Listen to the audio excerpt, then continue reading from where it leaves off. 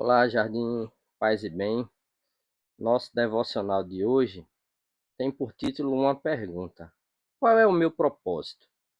E está baseado na segunda carta a Timóteo, capítulo 1, dos versículos de 1 ao 5, que eu vou ler. Eu, Paulo, apóstolo de Cristo Jesus, pela vontade de Deus, enviado para anunciar a vida que ele prometeu por meio da fé em Cristo Jesus, escrevo essa carta a Timóteo, meu filho amado. Que Deus o Pai e Cristo Jesus, nosso Senhor, lhe dê em graça, misericórdia e paz. Dou graças por você, ao Deus que sirvo com a consciência limpa, como o serviram meus antepassados. Sempre me lembro de você em minhas orações, noite e dia. Quero muito revê-lo, pois me lembro de suas lágrimas. Nosso reencontro me encherá de alegria. Lembro-me de sua fé sincera, como era a de sua avó Lloyd e de sua mãe Eunice, e sei que em você esta mesma fé continua firme. O versículo que fica em destaque: lembro-me de sua fé sincera, como era a de sua avó Lloyd e de sua mãe Eunice. Versículo 5, a primeira parte. E o devocional traz a história de Haroldo, idoso, que acha, né, que está no fim da vida e se sentia inútil, né, porque era viúvo, aposentado, seus filhos já tinham suas famílias, né, e ocupados com elas, e ele passava as tardes observando as sombras na parede, ou seja, uma pessoa que tinha perdido ali a noção de que podia ser útil, né? Ali havia se convencido na realidade que não podia mais ser útil para ninguém e estava citando, né, a música do Raul Seixas ali com a boca escancarada, cheia de dentes, esperando a morte chegar. E nesse sentido, ele falava para sua filha: estou velho e vivi plenamente. Não tenho mais propósito. Deus pode me levar a qualquer momento. Ou seja, já pedia até, já se preparava até, né, para o seu encontro com Deus. Mas certa tarde ele estava conversando com um vizinho. O vizinho tinha alguns problemas com os filhos.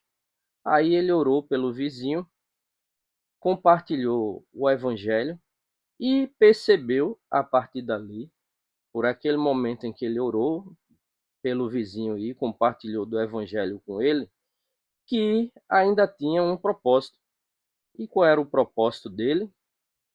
Enquanto houvesse ainda pessoas que nunca ouviram falar de Jesus, ele deveria falar de Jesus para essas pessoas, anunciar o Salvador, anunciar o Cristo que em seu em sua morte de cruz realizou ali um sacrifício salvífico para que todos nós que tínhamos por destino a condenação ao inferno, pudéssemos mais uma vez nos colocarmos na situação de filhos e filhas, lavados e remidos ali pelo sangue do Cordeiro, que é o nosso Senhor e Salvador Jesus Cristo. Então, o Haroldo, ele reagiu, né, nessa situação tão comum, compartilhando a sua fé e percebeu que a partir dali a vida do vizinho foi transformada. Então, o apóstolo Paulo, ele menciona duas mulheres que foram usadas por Deus, né, para transformar a vida de outra pessoa, o seu jovem filho na fé, Timóteo. Então, como o versículo em epígrafe diz: lembro-me de sua fé sincera, como era a de sua avó Lloyd e de sua mãe Eunice. Timóteo, muito provavelmente, né, desenvolveu a sua fé, uma fé sincera, genuína, tendo como exemplo a sua avó e sua mãe. E quantas vezes a gente também se achega à fé por conta do testemunho de outras pessoas? por conta da demonstração de fé sincera, né, e genuína de outras pessoas, aquelas demonstrações nos tocam e nos transformam. Talvez cada um de nós pudesse passar muito tempo compartilhando, né, como é que se chegou a Jesus. Na realidade, a gente sabe, né, que é Jesus que nos resgata, né? Não foste vós que o amaste, antes ele o amou primeiro, né? E o texto diz: não foste vós que me escolheste, mas eu que escolhi a vós para que vades e deis fruto, e o vosso fruto permaneça entre vós, a fim de que tudo o que pedirdes a Deus, ele vos atenda. Então, a Cristo ele nos dá a pista aí, ele nos dá um caminho. Ele diz: quando você se sentir sem propósito, lembre, você ainda tem um propósito, que é anunciar para aqueles que ainda não me conhecem que eu sou Deus, que eu tenho palavras de vida eterna para cada uma das pessoas do mundo. Então, quantas pessoas ainda não conheceram a Jesus ao nosso redor e para quantas pessoas a gente pode falar dele? O texto ele traz, né, essa mensagem, né? Não importa qual é a nossa idade, não importa onde a gente está, não importa os problemas que a gente vem passando, mas a gente tem, independente de qualquer coisa, um propósito. Mesmo que a gente ache que todos os outros propósitos que a gente colocou para as nossas vidas, ele estejam já cumpridos, ou realizados, ou sem possibilidade de realização, porque estamos, na nossa ótica, talvez no fim da vida, mas o Evangelho nos mostra o seguinte: nosso primeiro e último propósito, né, independente de qualquer outro que a gente possa desenvolver, é contar aos outros sobre Jesus, é falar sobre Jesus. Então, meus irmãos, minhas irmãs, para a gente finalizar, fica o chamamento. Onde quer que você esteja, independente do problema que você está passando, seja qual for a sua situação, esteja onde você estiver, fale de Jesus.